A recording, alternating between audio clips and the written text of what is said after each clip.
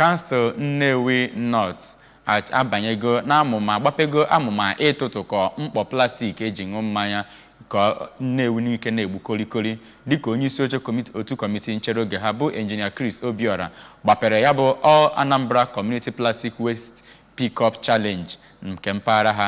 Asọmpi ahụ bụ nke gọọmenti Anambra steeti tụpụtara ka e wee tụtụkọ mkpọ plastik niile juru ezi n'ụzọ Anambra steeti ka ebe niile wee na-egbu kolikoli. Valentine Mbadowa ga-akọwalụ gị maka nke a.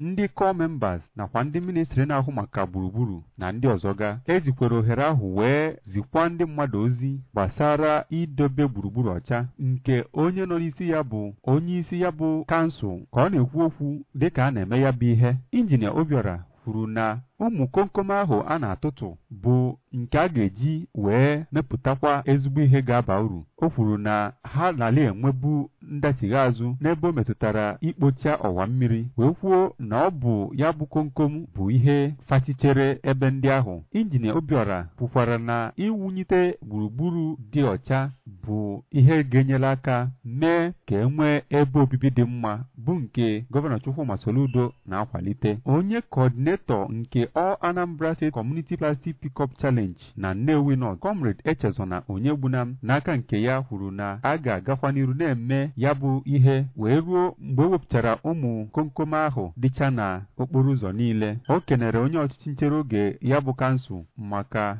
inye ha nkwado wee kwukwa na a ga-ewega ozi ahụ n'ahịa na n'ụlọ akwụkwọ. Onye liaison officer nke ndị core members na Nnewi North, Maazị Promise Nwogu, onye dukwara ndị otu ya wee sonye na ya bụ ihe mmemme, kwere nkwa na ha ga-ejikọ aka nke ọma.